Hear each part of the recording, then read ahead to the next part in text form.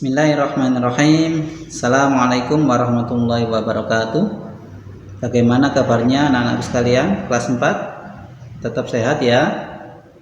Alhamdulillah. Mudah-mudahan kita tetap diberikan Allah nikmat kesehatan anak-anak, sehingga kita terus untuk semangat belajar meskipun dalam suasana pandemi kali ini belum menunjukkan penurunan ya. Akan tetapi tidak menghalangi kita untuk semangat belajar.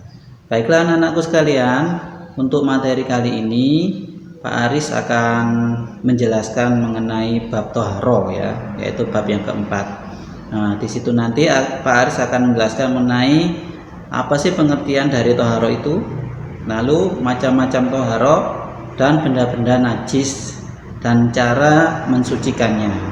Ya, untuk lebih lanjut anak-anak, marilah kita simak sama-sama yaitu penjelasan mengenai bab ini. Baiklah anak-anak, mari kita bahas lebih lanjut untuk bab 4 ini, yaitu bersuci dari hadas atau toharo. Ada 3 poin yang akan kita bahas anak-anak. Yang pertama itu najis dan tata cara menyucikannya. Kemudian yang kedua hadas kecil dan tata cara menyucikannya. Yang ketiga yaitu hadas besar dan tata cara menyucikannya.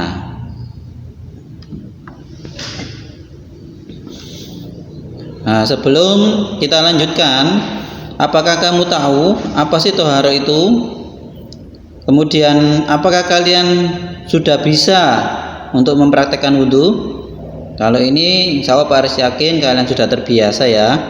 Tinggal nanti pelaksanaannya aja ya, apakah sesuai atau tidak. Kemudian yang ketiga, apakah kalian tahu tata cara tayamum bagaimana? Nah, maka dalam kesempatan kali ini kita akan bahas semua ya. Nah, yang pertama anak-anak, najis dan tata cara menyucikannya. Nah, tadi sudah dikatakan apakah toharo itu. Di dalam materi ini ya akan dijelaskan itu toharo itu ada 2 pengertian, yaitu menurut bahasa dan istilah. Kalau menurut bahasa anak-anak artinya bersih atau bersuci. Adapun menurut istilah itu toharo adalah menyucikan badan, pakaian dan tempat dari hadas najis dengan cara yang telah ditetapkan oleh syariat Islam ya. Jadi tidak hanya pakaian saja, akan tetapi badan, kemudian tempat, yaitu juga harus suci bila kita beribadah ya kepada Allah.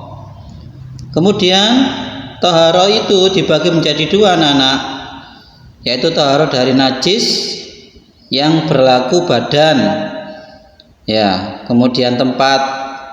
Nah, tata cara menyucikannya itu dengan air yang suci dan menyucikan ya.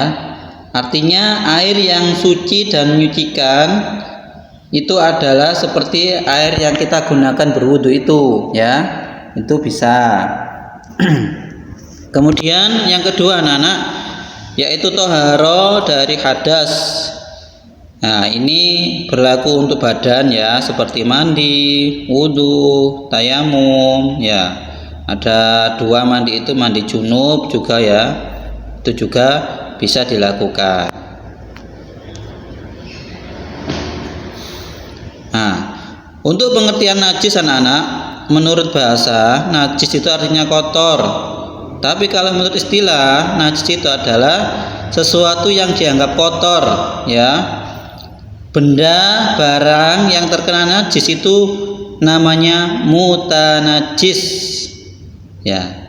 Apa mutanajis itu? Mutanajis ini dapat disucikan kembali. Misalkan pakaian yang kena air kencing dapat dibersihkan ya dengan cara menyucinya. Berbeda dengan najis atau benda najis anak-anak seperti bangkai, kotoran ya, baik itu kotoran manusia maupun kotoran hewan ya, itu tidak dapat disucikan karena sifatnya benda itu tadi sifat najis. Nggak mungkin kan kalau kita menghilangkan najis kotoran manusia kemudian kotorannya dicuci atau mungkin kotoran hewan, nggak mungkin ya, karena benda itulah yang bersifat najis ya.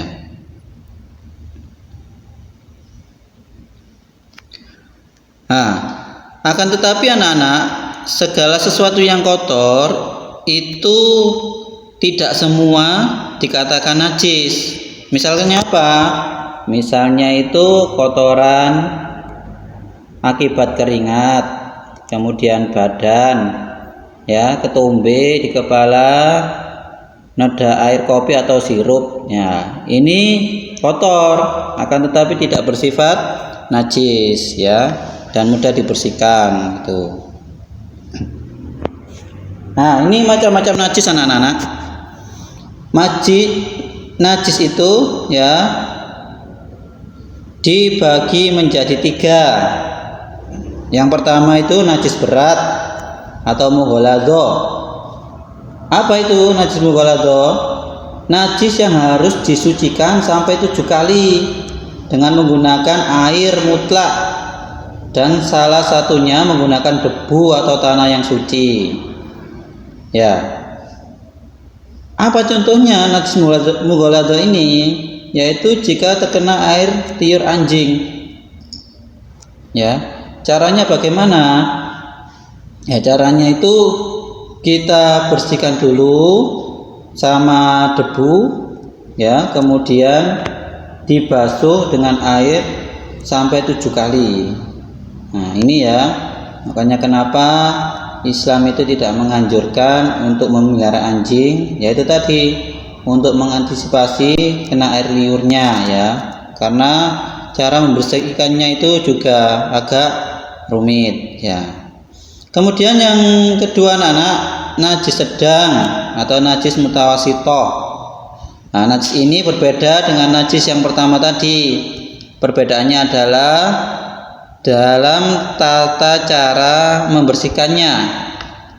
Nah, najis ini cukup dicuci ya, bisa menggunakan air mutlak sampai najis tersebut hilang.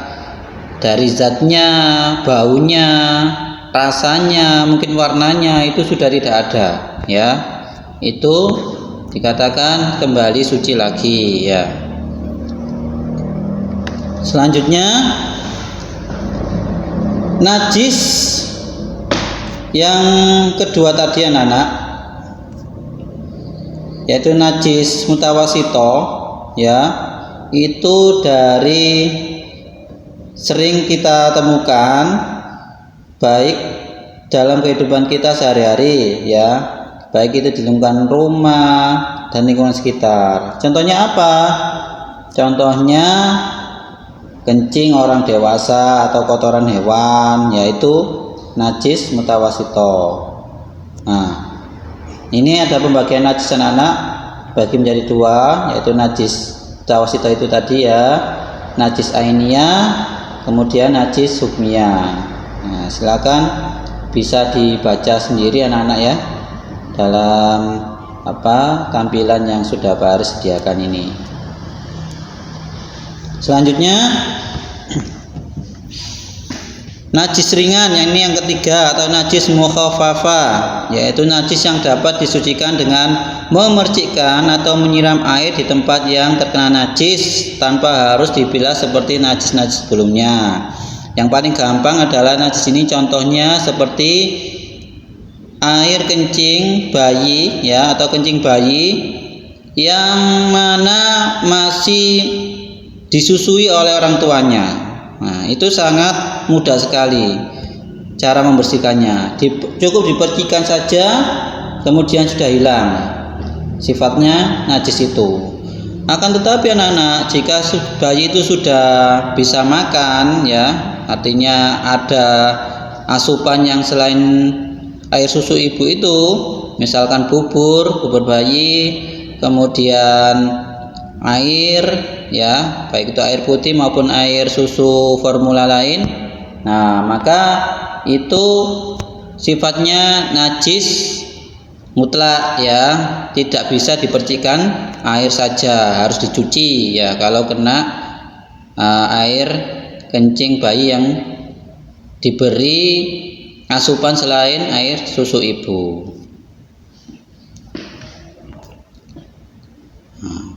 Kemudian yang selanjutnya anak-anak akan kita bahas mengenai hadas kecil dan tata cara menyucikannya ya.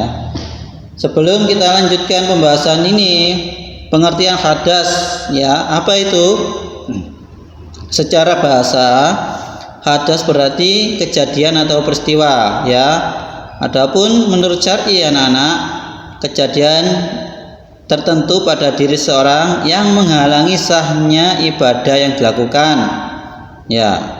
Nah ini ada dalilnya ya anak-anak ya, kalian bisa membaca sendiri ya. Kemudian macam-macam hadas dibagi menjadi dua anak-anak, yaitu hadas kecil dan hadas besar ya. Kalau hadas kecil itu bisa dibersihkan dengan wudhu atau tayamum, tapi kalau sudah hadas besar itu tidak bisa dengan wudhu saja atau dengan tayamum saja, artinya harus mandi. Mandi pun mandi wajib ya tuh.